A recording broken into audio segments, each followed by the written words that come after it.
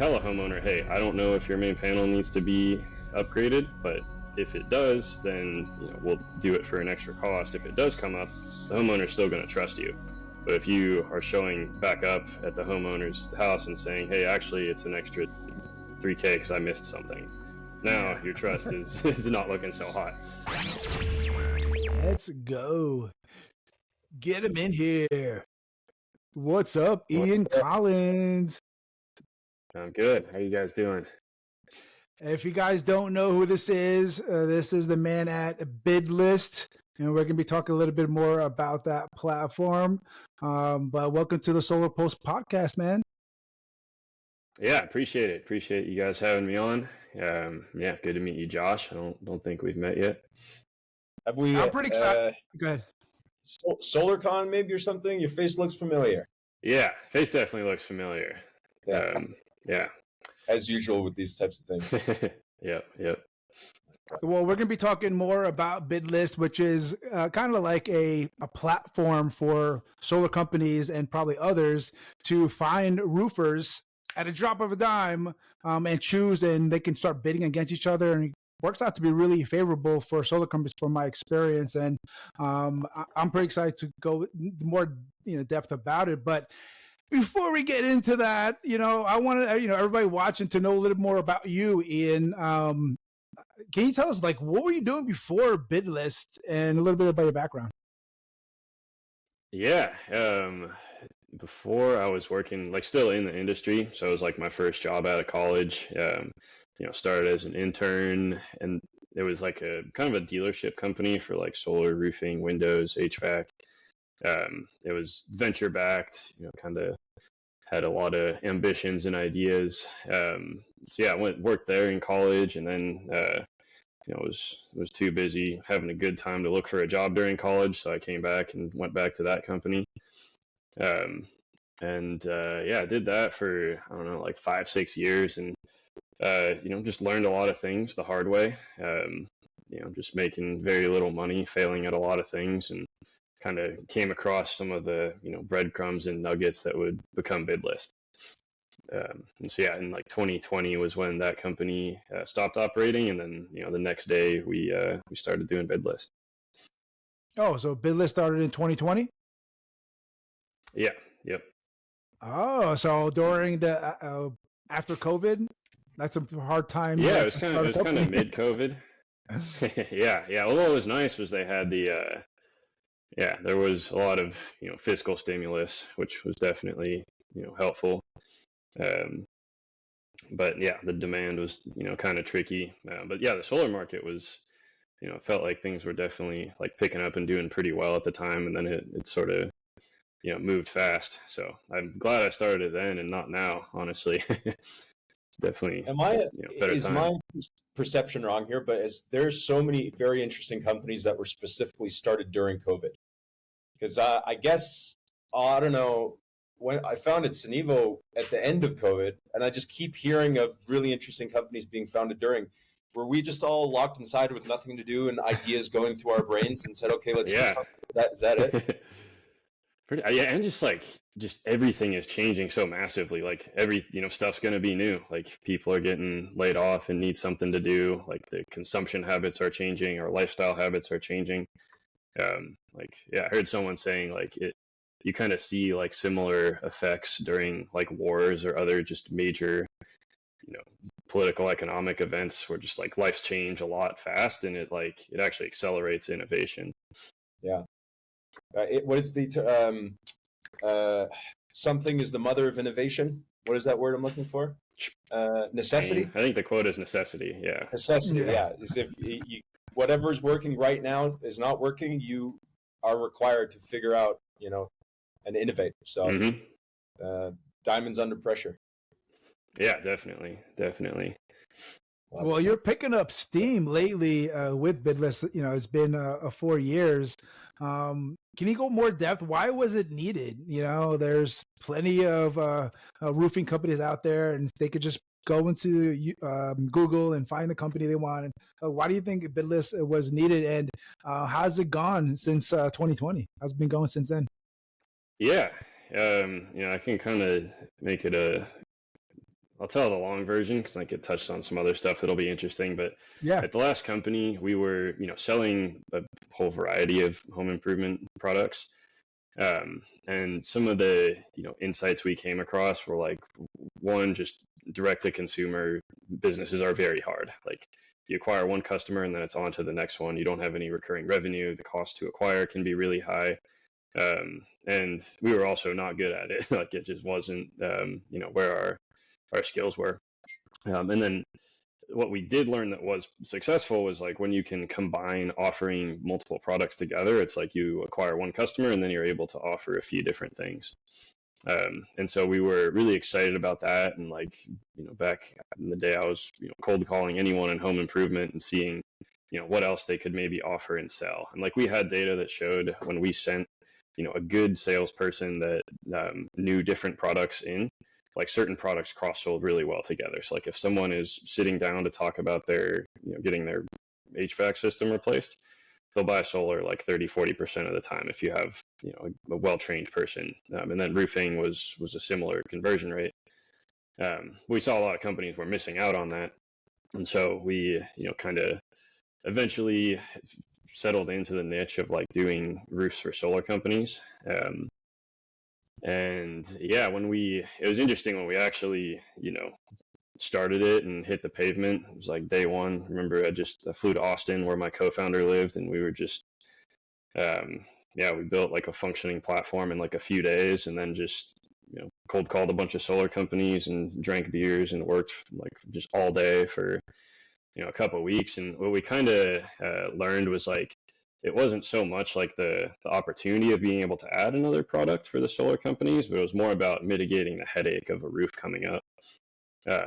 And so there's kind of like, the first thing we learned is, on the sales side, like reps, just, when you see a home with a bad roof, you probably won't even knock that door. Like it's a pain in the butt. And then what we learned once we started to, get further into this was like, the operations departments have just as big a problem as the sales reps do, because they're having to manage a bunch of different roofing contractors at scale, especially when they're growing, which a lot of companies were at the time. And so it ended up like the direction we got pulled into was like most of the work we do is on the side of like wrangling the roofing contractors to just kind of follow the procedures needed for a solar company to have a roof installed, as part of their solar project, as part of the financing.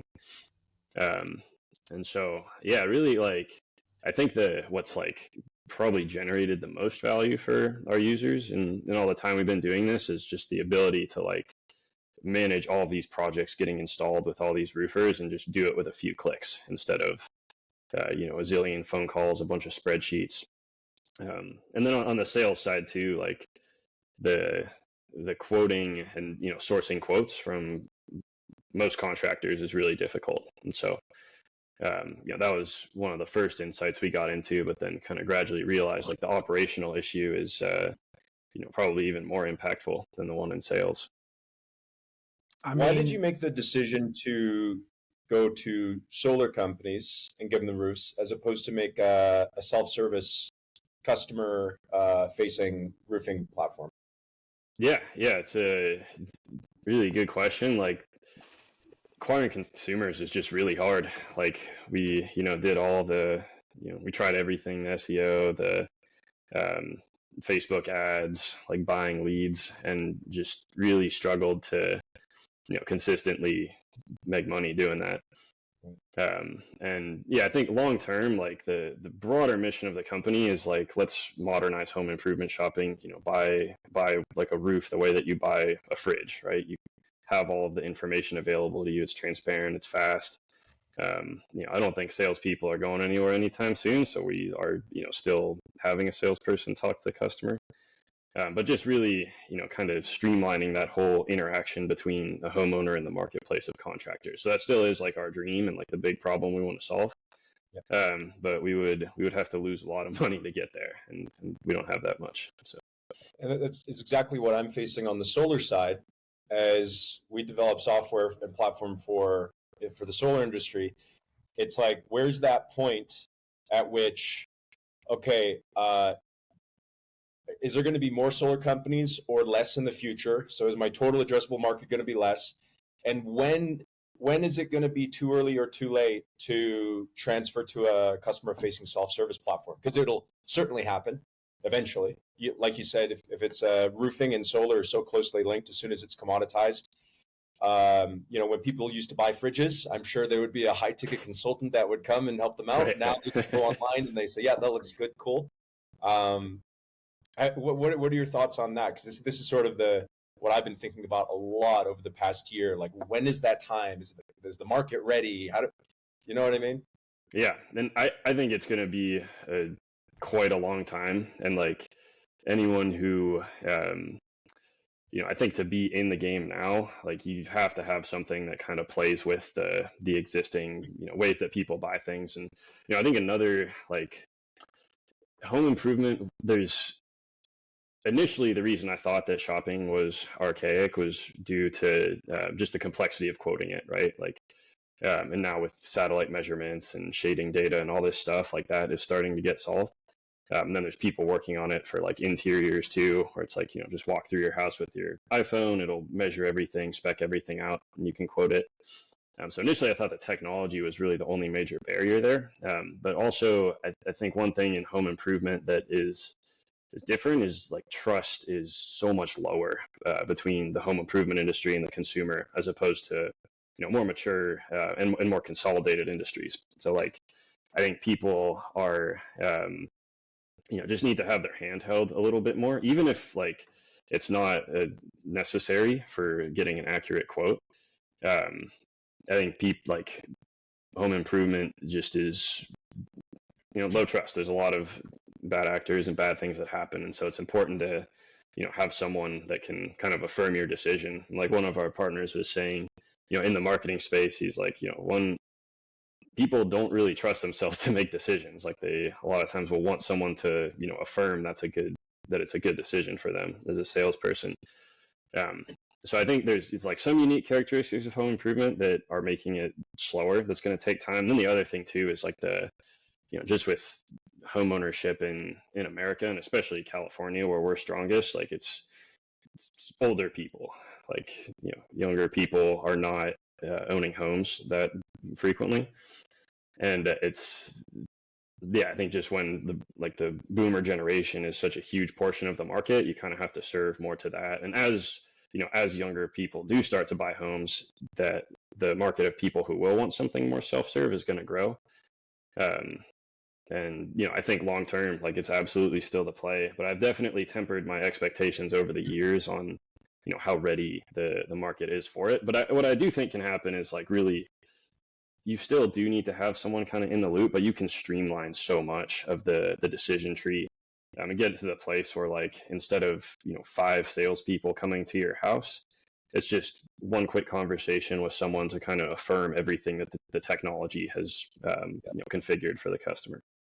Yeah, it's a great point. It's super exciting seeing especially the advancements with solar. We're working on a lot of stuff in terms of auto design and proposal generation with some basic data, grabbing rates from databases and generating production values off that.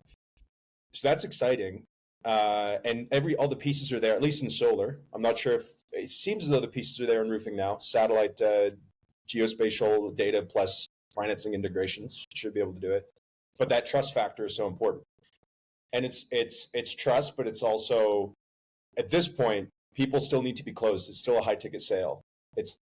Roofing's different though, I guess, because it's older than solar. You would almost think that people would be more willing to buy roof online than solar. So it's interesting to hear that that's not the case yet. I did a little side project years ago, 2018, called Cloud Solar. And it was pretty much just a multi-step form on a website. Click your panels. This is Australia, so the market was a bit more mature. But click your panels, do this. And then I think we built one of the first solar financing APIs at that point into it as well. So gave them monthly numbers. What we found was tons of leads, even people running finance and seeing if they can get approved, but no one bought. Just a ton of people asking, hey, can I speak to somebody? So now you end up with, and you had to show the lowest possible pricing on your site. because there's no sales guy involved. So now you end up with really low commission, low margin sales, and you have to bring in a sales consultant and pay him anyway, close the deal, right? Man, that's fascinating. That's really interesting. You ran that in Australia, where it's like such a more mature solar market. Because I would think, any changes we have in shopping are going to happen there, like, years before they happen here. 100%. 2018 was still not super penetrated, but you run it now. You there's people doing it in Australia right now, because every Australian has like 4 systems in their life, solar systems. Wow. So they don't care. They know the brands, they know the racking systems, they know the financing, they know everything. They don't need a sales guy. And if they don't have solar, they have 50 quotes piled on the fridge. So definitely a different market. So it would work better now. But the American market for solar is just so behind. No one knows anything about solar in a majority of places. Why do you think roofing is delayed though? Because it doesn't really feel like it's commoditized though. Do you think? What's the discrepancy there? Because roofing's been around for a very long time. Yeah, that is a really interesting thought. Like, I think one thing that it shows it is a little bit further along is like our sales calls, like the successful ones, it's like 10 or 15 minutes, and then if you're running credit or have steps or whatever, longer. But like you're not having to get into an hour and a half solar presentation. It's basically just like, here's a roof, it's a good roof, like, you want to buy it. I think, and also a lot of like in our direct to consumer stuff, a lot of the market we're serving right now is like we're partnered with companies doing like just like media buying and advertising. And I think the people clicking on those ads are generally like the older, less savvy ones. So yeah, that is an interesting thought. Maybe like the newer and younger consumers are going to be further along. We just haven't gotten to them yet. Yeah, I guess it does seem it's a bit further along. Solar is a lot of components, customer-facing components. Roof is here's a roof. It's a good roof. Yeah. That's great. I wish solar was like that. Here's a solar panel. It's a good solar panel. Yeah, maybe in Australia. Yeah. Like so Bidlist is like a kind of a comparison shopper, almost like a kayak, for solar companies to look for roofers, right? But that means you're the middleman, right? Like on Kayak, for example, when you look for a flight or a hotel, you're like, oh, cool, I got a good deal. And then everybody goes directly, let me check out straight up with American and see what it is. And it's usually the same price, right? I'm like, so how do these companies making money? How is it being the middleman? Is it a problem where people are trying to go direct? There's not even an issue. Kind of enlighten us a little bit on that.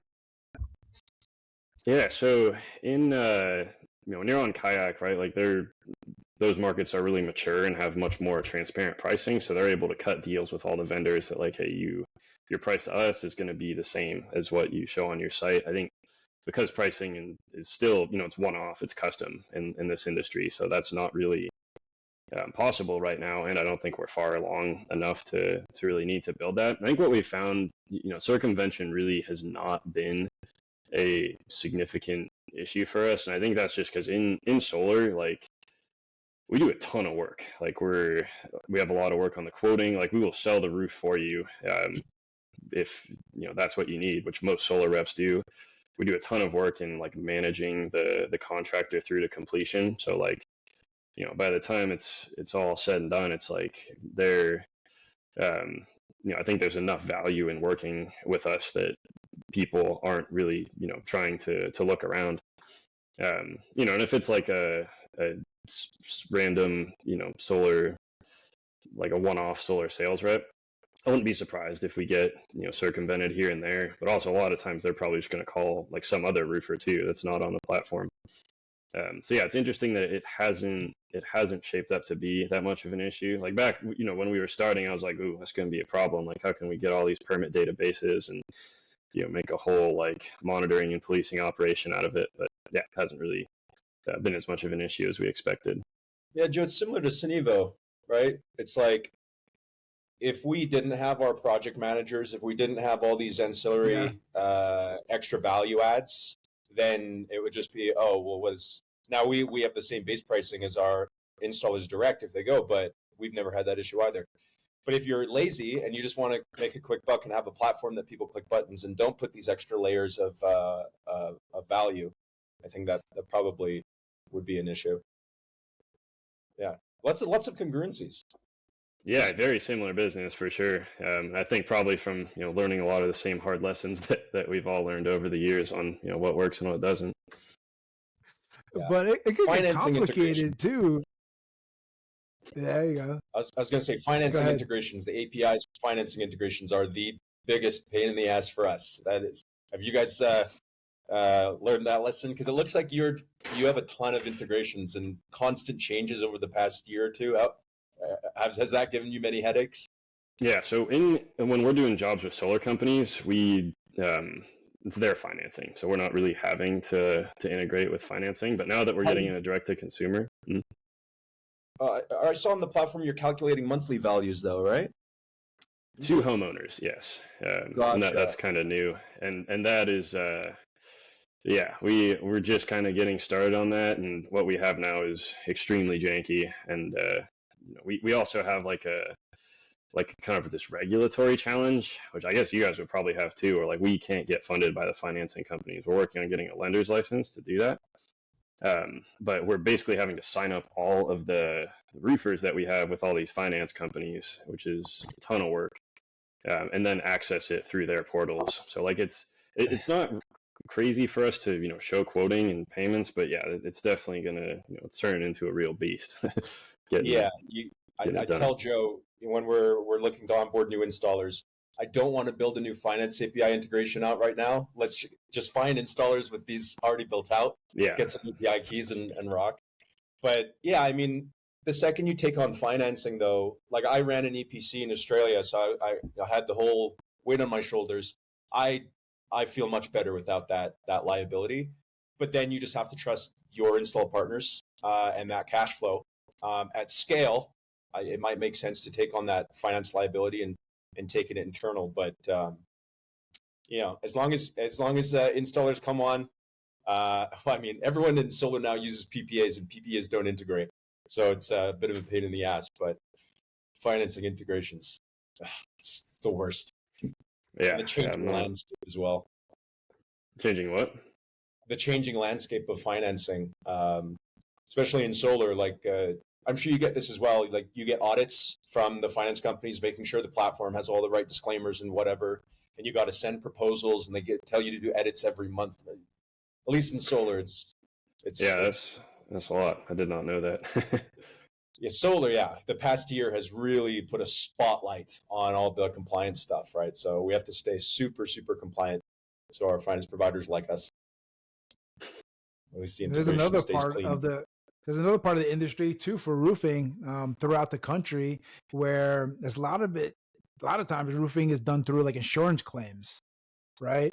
Mm-hmm. I don't think reps really know about. Oh, maybe they probably do too. But how does that work? Does that matter? That just goes through the roofer and they deal with it, or how does that work throughout the platform?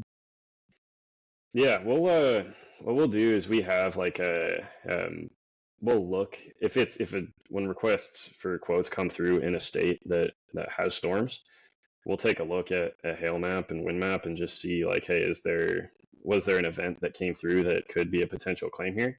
And if it was, then we'll hit up the rep and let them know, and then they can bring that up to the customer. But yeah, really leaving more of the like actually dealing with the insurance company and the roofer's hand, because a lot of these companies, like that's what they do day in, day out. It's all insurance work. And yeah, I don't think we've really cracked it yet, but I think it's mostly just due to education. Like, I think we just don't have enough reps that understand, that roofs sometimes are eligible for claims. And I mean, rep education is maybe our biggest challenge and barrier to really, closing more deals. And on insurance, it's definitely not there. That would be a really interesting problem to solve for the customer-facing side of things. Right? Yeah. Because many customers also don't know that they can get their roof swapped out. So if your customer-facing platform, really streamlined process, green check mark, boom. Oh, you probably can get it for free. That would absolutely. That would good up sales.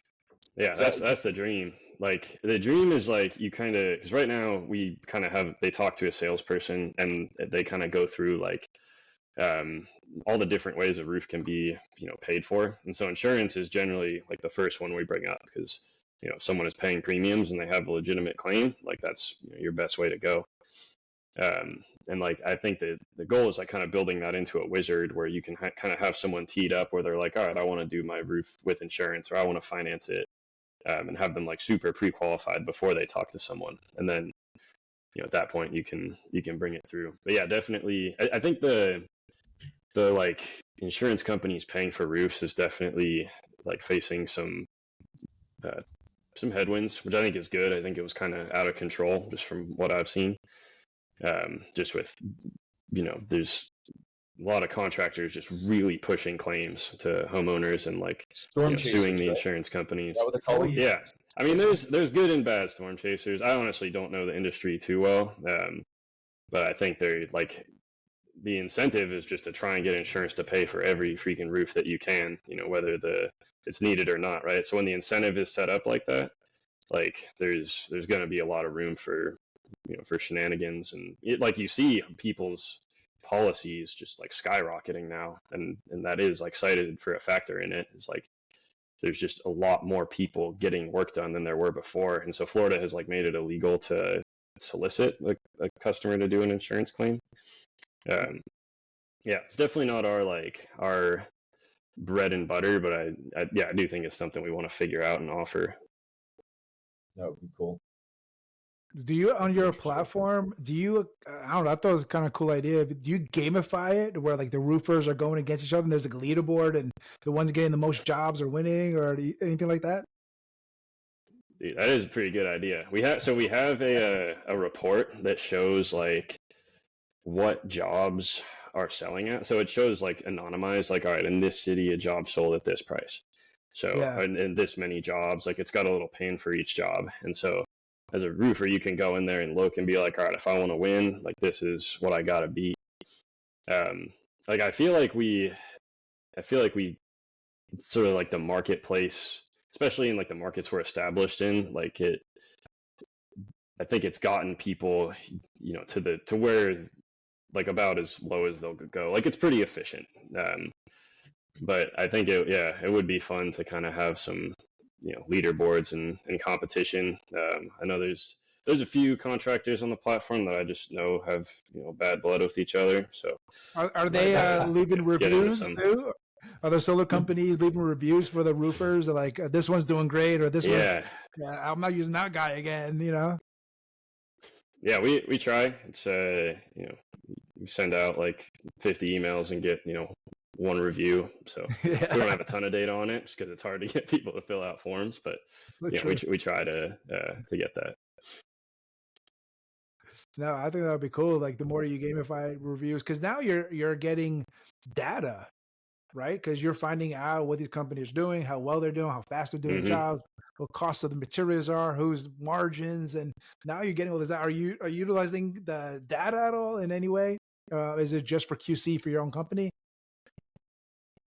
Yeah, like in terms of like the performance data, like we kind of have a better idea just anecdotally of how a contractor is than the data tells us right now. But I think what you're onto something that's like a key piece of the long-term vision, where like, to kind of solve this problem of home improvement shopping and do it in a way that scales a lot. Like I think the companies that built like lead gens and directories, like that's a great first step to bringing the transparency to the market.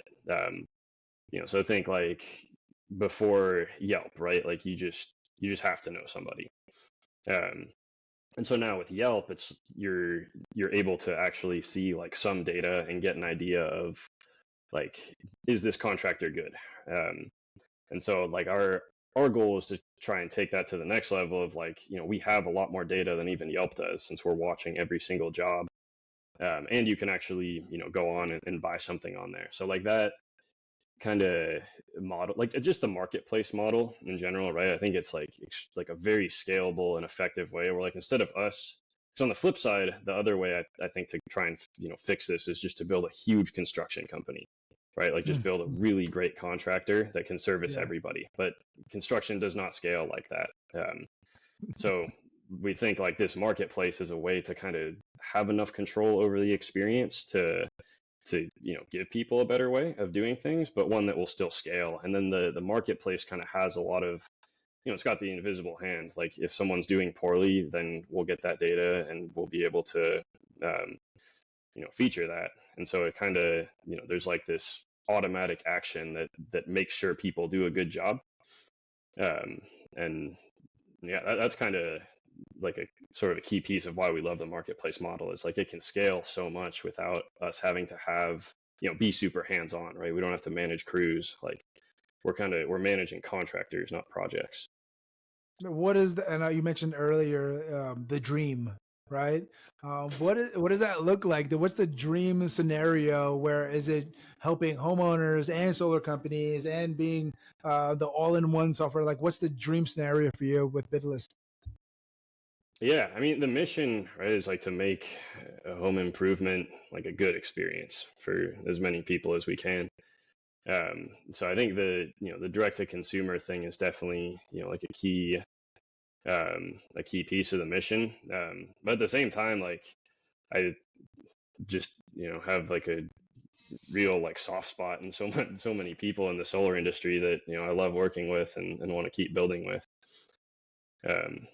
So yeah, I don't think, that'll go anywhere anytime soon. Like there's just overall, really SolarCon has been like the number one, just kind of source for us of networking and opportunities. But we just have like so many, people that we like that we're working on things we like doing with that, we're definitely going to ride that. Yeah, it's all about exposure at the end of the day. The more people know what you do and how you can help them, the more people are going to sign up and the more you can help your business, right? If they don't know, they can't get there, right? It takes time. It takes time. Yep. Do you have competitors? And like, you don't have to name them, but I feel like there's not really a platform like this for the roof. Maybe, I don't know though. Yeah, like on when working for solar companies, it's like I think our biggest competitor is probably solar companies being like, okay, I want to do this myself. I want to manage the contractors or build quoting or whatever. True. And I think it's an outlier, but there are some companies, generally ones that were roofers before they were solar companies, that can do that effectively. And that's not our market. And then there are some like roofers that do have like a fast quoting system, and so that has been competitive. And then Roofix, I'd say, is like the most similar thing to ours, where it's like kind of a more scalable like solution that you can use as a solar company. So yeah, I think it's it's definitely not like a super crowded space. But there's other options. And then on the consumer side, like I think it's like so new, the idea of just a marketplace where you actually can buy this stuff online, that like I don't think anyone has really gone that far down the path of like, all right, how can we build something that shows people multiple bids that they can shop from. And I think the multiple bids thing in general, like I don't really see any other competition, which probably means we're early and that this isn't exactly what the market wants yet, but it's what I believe in. So all right, here we go. Ian, are you ready? Are you back? You back? Well, my camera's not working, but we'll have to put I don't know what's going on with my OBS. I just wanted to jump in with the data real quick before I forgot this. Okay. So when when you onboard an installer, you have your audit process and everything, but you really don't know the quality of their work until they actually start putting volume through. Are you seeing trends? We have a really, we can track install timeframes per location, per zip code, cancellations, customer complaints, all this per installer, which is really cool, especially at scale. Have you seen any trends? Like, is there a big difference between quality of installers? And like, what's the key data point that you're looking at to say, oh yeah, this guy's really doing well? Or is there anything? Is it sort of difficult to gauge? Yeah, I'd say definitely like our our main data point that we want to look at is like, was everybody happy at the end of the project? Because we've kind of tried to look at like so many of these different data points, right? Like install timelines are obviously the easiest one to measure, and I feel like you see a lot of big EPCs that are just like, all right, this is what we can measure, so this is what we're going to focus on, and they're just focused on fast, and at the end of the day, not everyone's happy, but they're not measuring that. So I think like Very good point. This is something. Yeah, I think it's very much like a solar industry thing that is, it's kind of proliferated. But yeah, like one thing that we've actually to try and like quantify, like, all right, was everyone happy, throughout the project too, is like we leave really detailed notes on everything going on with the project because we have project managers that work with the roofers, and so like what I've kind of seen to have the most promise, which we've been using, but kind of in a limited capacity, is we'll like take all of the notes and all of their timelines, and then we'll feed that into like OpenAI's API. Yes, along that's with exactly. You're doing that too? You're going to say that. Yes. Dude, I thought I was special. Dude, that's rad though. I don't know anyone else that had the idea. So it respect. is perfect for quantifying qualitative data. Dude, yes. It's so yes. good. Love that. And on the sales side of things as well. So for example, like you have hard metrics like close rates, show rates, cancel rates, whatever. But there's these soft metrics that have never been tracked before. So we now on the sales side will have 10 metrics. Like we'll give the sales rep a score out of 10 for every single call that they do automatically on their indifference level, their closability level, their pain building level. But and so we use the exact same prompts and the exact same data every single time to analyze each call, so the results are relatively consistent. And now you have this tool that enables you to quantify the qualitative data. And I've been really thinking about doing that for the post-sale process as well. Like analyze every single customer communication that went in, any notes that are in there, and all those data points, and then see if we can get some sort of like consistent metric that's spat out at the end of it to quantify, is the customer happy? Was the process smooth? And then you attach that to each installer or to each sales solar company or to any specific parameter you want. And you can get some really cool data out of that. Yeah, absolutely love it. Yeah, we should definitely swap notes. Like the path we've kind of been taking is like breaking it down by milestone. So like from the milestone of like the project signing to them approving the scope of work, like how was their performance on that? And then it'll like take in the notes and their timeline on it. And then in the prompt, we kind of say like, all right, if it took them this long and they were communicative about that, then, then they get like a 4 out of 5 or whatever. So yeah, that's super cool. You've been doing it on the sales side too. And what other, I'd be curious, like just applications with AI, have you guys been using? Because there was just this article in TechCrunch yesterday that really I thought was like on the nose, which like they just partnered with OpenAI. They're rolling out a bunch of AI features, and like it isn't chatbots. It isn't like, oh, talk to a human. It's just all this little stuff, right? It's like easier manipulation of data. And I think that's what it can do now. So I'd be curious, like, just what other kind of good stuff you're doing. You said one of your biggest issues is the education on the sales rep side, right?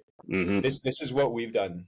We've created a chatbot integrated into our platform that's trained up on not only our entire training library, but every conversation that the sales rep has ever had with a customer, as well as a bunch of other data. And so they can go there at any point in time and ask a question and get a really solid sales-focused answer, but it's personalized to their lack of knowledge on certain things because we have the transcriptions of every call that they do. So that's early days for us, but it's really cool. Pretty much what it means is like I'm the source of sales knowledge for everybody pretty much at the end of the day on the remote sales side of things. And I only have an hour or two training session 3-4 times a week with everybody. Now you get 24/7 Josh whenever you want, right? But yeah, that could be an interesting application for you guys if there's like a lack of knowledge there and you have a knowledge database that you can format properly and feed in and embed it into for example, an assistant in OpenAI, really simple to do, and then just create a chatbot out of that. Or not even a chatbot. It could be like an active teacher. So like reminding them or sending them emails or, I don't know, something like that. Yeah, you just resell the chatbot as Josh AI boyfriend. That's an even bigger business than Sunevo. Oh man, people are making a ton of cash with the AI girlfriend chatbots right now. Yeah, I've heard. It's interesting. Well, I'm also looking at. Sorry, I can't. I got to keep going on this AI stuff, Joe. I'm also looking at AI, specifically OCR and just vision-based AI for system design. We have enough data to do auto designs, but like if you could somehow feed it into a vision-based AI system and loop it back and forth just to perfect the systems and perfect panel placement, and there must be something similar you could do with roofing. I'm not an AI expert, especially when it comes to vision, but that's an interesting application I've been looking at a lot recently. Yeah, that's cool. Yeah, because it doesn't seem like rocket science. It's like simple criteria of like make it optimize production and make it look pretty. Yeah, you can do a majority of that based off some simple inputs, but the idea is to eliminate the requirement of those inputs. So, for example, instead of getting the utility bill or getting the sales rep to read the utility bill, use a vision-based system to analyze the utility bill, get the exact usage, any tiered structures they have, things like that. It's like my mind goes to, okay, this will enable us to just minimize the input on the sales rep and customer side of things. And then the dream, you've been talking about the dream, is customer clicks one button and puts their address, and then boom, sold. Nothing else required. Dude, absolutely. Yeah. Very cool. I'm gonna switch things up. Oh, go ahead. Yeah, let's do it. You want to finish your thought? Those Edison bills always drove me crazy, where it's just the graph and there's no numbers on it. Yeah, I'm like, how can you not just put numbers on it? But then there should be a picture taking thing, and then you can get the numbers. So I have a conspiracy theory. I damn well guarantee that utility companies literally have a team that work on making their utility bills more complicated and not enough information for sales reps. I'm seeing it more and more and more. Oh, like that. Yeah, it's like the PG&E when they changed it to like you can't just call in and get usage anymore. Yeah, dude, unbelievable. Now you have to get the homeowner's social security number. Yeah. Just say you hate solar. Like, come on. Just admit it, man. At least tell the homeowner you hate solar before you give him advice, right? Right. Is there any really cool data sets for roofing measurements that you guys can access to automate the process? I don't really know. Maybe you already do that, but for solar, there's some really cool ones, even for panel placement. Yeah, so we've kind of been like, just wanting to partner with someone else to do that.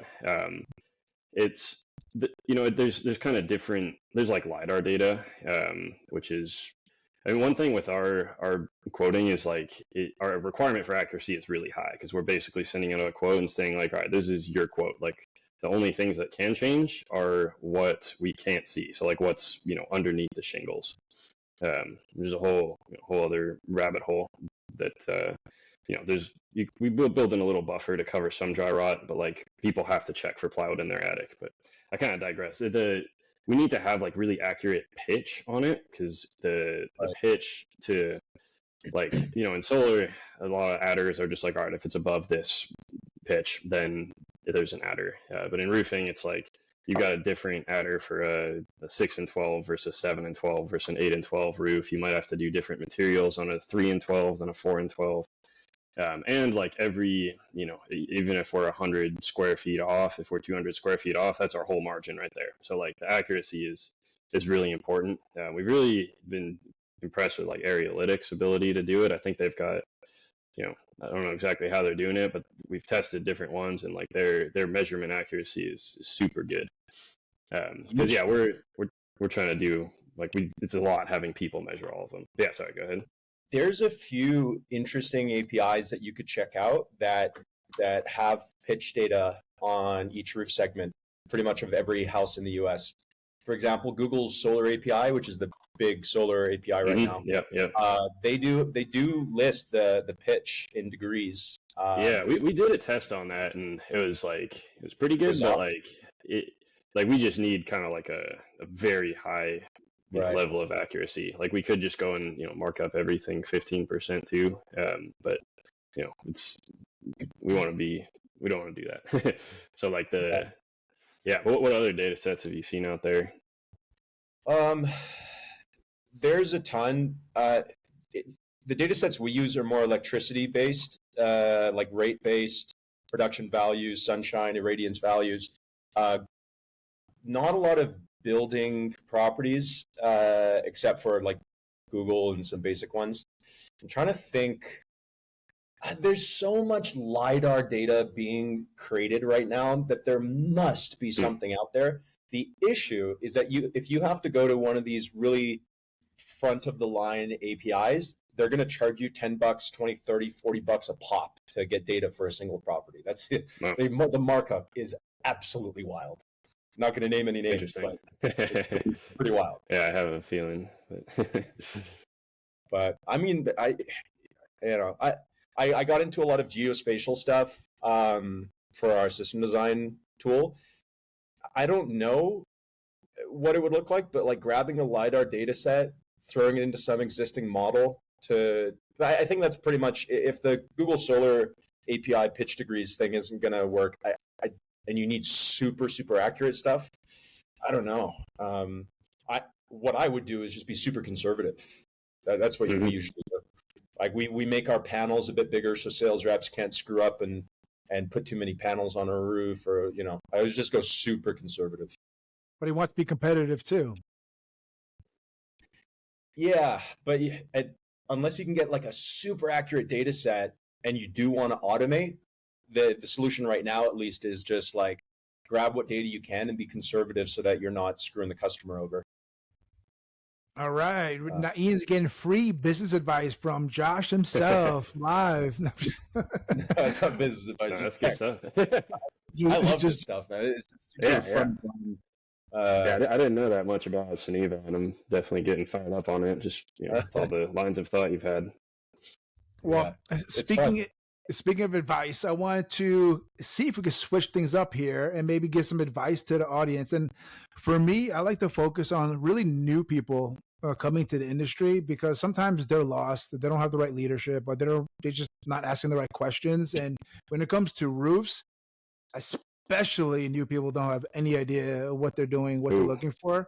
So I wanted to do a little quick segment here, just kind of give some tips to new solar reps, what to look for, what to ask when they looking at roofs, to make sure, or maybe the reason why they need to hook up with Bidlist. But maybe give some, try and stall a little bit, give you some time to think. But some tips this is what we talk about all day. So all right, go for that. Yeah, so like I think the number one thing that is gonna kill a new rep the most is if they don't get the accurate inputs for an accurate quote, and there's a big change order. Like roofing, in solar, you have your main panel upgrades, right? So like that is definitely something painful. And I know I've seen a lot of your guys' content. It's like you can just look at it and do the math, and you can tell if they need a main panel upgrade. In roofing, similar deal, but you don't even have to do any math. The biggest change order that is the most painful one that comes up is when the attic, the roof sheeting. So like when you build a roof, you have your rafters in your attic, and then on top of the rafters, you put a plywood or something that you're going to nail the shingles into, or whatever's on there. If the roof does not have plywood, then you have to install plywood, and it's a lot of money. And you can just poke your head in the attic and see. One thing that is pretty common in a lot of builds is they'll just nail shingles on top of old wood shakes. So when you look in the attic, you can kind of see, instead of like a few solid boards, it's a bunch of these, little ones. So like I think the most frustrating thing for a new rep is like, going in, selling a roof. Okay, cool, I got one, and then it's like, well, it's going to be a bunch of extra money because of this change order that came up that could have been easily avoided. And we know, like, when that happens, like, it's our fault. So we try to do a lot to help people avoid that. Like we put it like a million different places throughout the flow that they go through, like, hey, you should probably check this. And then also with new reps, like we'll call them every time and really just try and stress this stuff. But yeah, that's probably like the biggest thing, especially that differentiates from solar. And then another thing that is a really important expectation to set is like the rotting wood. A little bit of it will be included, but if they have significant wood rot, that's it can't be seen from satellite. It can sometimes kind of be seen from street view on fascia and stuff, but sometimes you tear off a roof, and if they haven't replaced that thing for a long time and there was a leak, like you can have a full-blown infestation and the wood is falling apart. So just setting the expectation that the wood repair is we'll do a little bit, but like we can't see what's going on in there, and there could be a scenario where we have to fix wood. And I think if done right, and especially the roofers have these conversations all day, and when they bring it up, usually the homeowners are pretty on board, because it's like, okay, cool, my house is falling apart and you're fixing that. Like, they're generally going to be pretty thankful to have that fixed and help, especially if the expectations are set right. But if people are not setting that expectation, then it definitely can lead to bad experiences. So I think like the number one thing just to ensure a good customer experience is just setting the right expectations about what can come up when doing a roof. Similar to a main panel, right? And like once something comes up, like if you tell a homeowner, hey, I don't know if your main panel needs to be upgraded, but if it does, then we'll do it for an extra cost. If it does come up, the homeowner's still going to trust you. But if you are showing back up at the homeowner's house and saying, hey, actually it's an extra $3,000 because I missed something, now your trust is not looking so hot. So yeah, similar deal in roofing. And yeah, that I think is like the kind of like the table stakes of like, all right, let's just keep our customers having good experiences. Once you get further along, I think there's a lot you can do when you're more advanced to sell more and have an even better customer experience. But that is like the basic one. And like we do a lot to stress that. And really too, like I think one thing that I guess I would even recommend before that is like just have we do it, right? Any roofer you work with will just like have them sell the roof for you. Like you don't need to bet your credibility on being a roofing expert if you don't know what you're doing. Like just have us talk to the homeowner, have a roofer talk to the homeowner, and it's going to go a lot better. So I recommend that as well. Can they just say, this is roof good, sign now? Nothing else required, right? Honestly, that's probably how I did my first one 10 years ago or whatever. I guess like 7 or 8. But it doesn't work very well. But there really is so much misinformation when it comes to roofs and being ready for solar installation. The question everybody asks is the same question. So, how old is your roof, right? Like, how old is your roof? Mm-hmm. And we like take that answer as like, okay, they don't need a roof. Like, that really is only one part of the equation, right? Like, what kind of roof is it? What's the other issues with it? Is there waves in it? Is there damage from storms? There's so many other things, right? Like, what do you say to that? It's not just how many years, right? There's so many more parts of the equation. Yeah, so I think it kind of goes back to a broader conversation of like, there's kind of a couple reasons you want to replace your roof before going solar. Like one is like you don't want it to leak right away, and then you're liable for that, right? And that's what most solar companies are really have front of mind. But another thing is like, if even if someone has, say the shingles are starting to delaminate a little bit, and it's not looking great, but it's not going to leak right away. Maybe it'll leak in 7 years. Like a solar company is going to install on that almost every time, and I don't think you're setting up a homeowner for success when doing that, because the detach and reset of the panels, like it's going to be a lot of money, and that especially if you're in a market that's not crazy high electricity prices, you're basically wiping out all of the customer savings to date by leaving them to have to do that detach and reset. And I think it's a tough thing because like that it does not align with the solar salesperson or company's short-term incentives of like, hey, let's get this thing installed, and like, hey, maybe they're excited to get that business doing the detach and reset in 7 years. But I think to set the homeowner up for success, like thinking long term, I think a roof makes sense to do a lot more frequently than the industry is currently doing it. And yeah, that's on that topic. We've been working with like Radical Solutions, and they do their site surveys, and so we've been building out something where like roofers will review those and kind of give a more accurate assessment and recommendation. And Steve is like, I loved his quote, which was like, I would not do solar for my mother without doing a roof for her, unless the roof was like very new. And so he, not even out of the incentives that I have of wanting to sell roofs, like he is saying, as an industry, we're going to set our customers up to be more successful if we're, doing more roofs for them. So I think not exactly on point with your question, but like, even if a roof isn't in absolutely horrible condition, like you're still, to really set the customer up for success, I think we should be doing them more than we currently are. But yeah, then for other for other signs, like I think one of the easiest ones that can kind of tell you shingles are old is delamination. So a shingle is like a fiberglass mat with asphalt on it, and then the granules stick into the asphalt. And they look a little shiny if the granules are falling off, because you can kind of see the reflections in the fiberglass. So like, yeah, I mean, we have pictures and training materials and stuff, but I think that's like the easiest way to just look at a roof and be like, all right, that thing's kind of old, right? Even if it doesn't look like it, is absolutely falling apart. That's an interesting AI application. Yeah, that's in the queue for sure. Yeah. So yeah. If you get super high quality aerial data, run it through machine learning. This is a good roof. This is a bad roof. Do you think that could be like pretty accurate? Because like that from Aerial, like that's a super valuable product for the insurance companies. So like they're already and insurance companies, they're kind of doing it at this huge scale where like they don't necessarily, like they kind of want to see like what's the liability of my whole portfolio. But they do also want to tell, like we've been getting a ton of calls lately of homeowners who are like, yeah, my insurance company said they drop me if I don't get a roof, so get me a roof.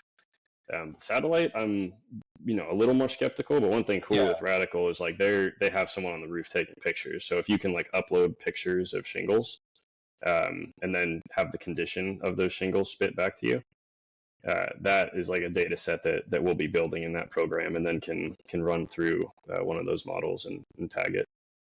There is a company, they know who they are. They have wonderfully high pricing, but they claim to be able to tell, based off of a machine learning algorithm they've made, the quality of the roof, the type of roof, tile, shingle, because they have super high quality data, I think, on a large percentage of the US. And I only see that getting better, and that Definitely. Imagery getting better. And with the advent of AI, just another like one click. Oh, it's a shingle tile. No, everything looks good. Don't need to replace it. I wonder what the accuracy is, though. Yeah, I mean, I think it will get very good. Like when, like it felt like right now, when you look at those satellite images, you can tell if there's like large patches of discoloration. You can't really tell if the shingles are starting to delaminate. You can tell if like wind blew off a shingle. So I think that's one that they're definitely trying to tell people. Use plane footage, from aerial footage. Oh, right. Right. Yeah. Satellite, no. Maybe some discoloration or something, but I don't think you're going to get enough detail on satellite. Yeah, I feel like you could probably do pretty well. That's really cool. Yeah. Do you? So I'm guessing like a vast majority of your jobs, if not 100%, are attached to solar. Do you want to go roof only? Is that the big push with customer facing stuff? Yeah, I mean, we want to sell all those people solar too, but it's kind of nationwide, and yeah, not every market and every person is getting solar. But yeah, I mean, I think with like one of the things that's been pushing us that way now is like just in the solar industry right now, there's things are tough. Like volume is not great, but not like atrocious. But cash flow has been like we're pretty lean, and I can eat ramen noodles until the money comes in. But I want to have like a sandwich or something. So it's just been hard waiting so long to get paid. We're basically a collections agency with a software side projects right now. I get that, man. Yeah. Well, Yeah, I'm sure you're dealing with it too. Anybody out there that wants to reach out to you and work with you and get more acquainted with Bidlist, what's the best way? Just go to Bidlist, or is it to connect you with social media, or just tell everybody the best ways to get to you, bro? Yeah, website, just bidlist.io. If you're a roofer, click the one that says roofers. If you're in solar, click the one that says solar, and it'll get you started. Once you put in your info, you can set up, and we'll also call you. We're big on that. We just try and come up with every excuse we can to, call and talk to our customers to, just set the right expectations, train people, help them out, build those relationships. So, yeah, come on in through the website. Or you can just go to requestaroof.com. Yes. That's always a good way to get there too. Yeah, that'll be in the show notes. That's that's got everything you need. So requestaroof.com. It's easy to remember, and pop in there. Joe's always got the links on point here and got his domains locked in. Come on, that's a good one right there. Absolute stud with domains. And that was a good one. I was like, dang, how does this guy get that domain before we do? That's a good one. That's a good. You have a bunch of roofing domains, I'm guessing, because I have a ton of solar. Yeah, not a ton. We have like listofbids.com. We have like requestroof.com. No, that's mine, bro. Relax. Request phone to hoard. Yeah, right. A roof. He's got the A in the middle. Yeah. That was all good. You guys don't know. Our company advisor. Go ahead. Love it. Yeah, I was just like our company advisor was like really big in domains, and like back when they were free, he got like housing.com, cars.com, jobs.com, and then sex.com was his big one. He's not selling those? Yeah. He didn't sell those? He sold, so sex.com actually got stolen. So someone just wrote a letter to the domain registry and said like, hey, like Gary said I could have it, and they just gave it to him. So then he had to sue the guy, and like the dude just ran to Mexico, and he got the guy's house. But I think he ended up getting like this huge judgment, but had to just chase the guy around the world to collect, a fraction of it. That's wild. Yeah, crazy story. They wrote a book about it that I read. I mean, that must be the most valuable domain name existing, right? Right. Must be. Has to be. Yeah, that's crazy. At least he got something out of it, right? You said he got a fraction of what he was supposed to get, so he got something at least. Yeah, and a bunch of paranoia, and he learned. He's actually helped us a lot with our collections problems. From that experience, he got pretty good at it. So it's been good advice. I appreciate your time, man. Dropping tips. Let us know more about what you're doing with Bidlist. Everybody's Ian Collins. I appreciate you stopping by, bro. Cool. Yeah, thank you guys. Love what you're building. Appreciate let's connect. There's not many people I can talk to about geospatial visualization secrets without being direct competitors. So yeah, absolutely. Nice one. Cool. All right, appreciate you guys. See you later. later. Talk later, bro. Peace.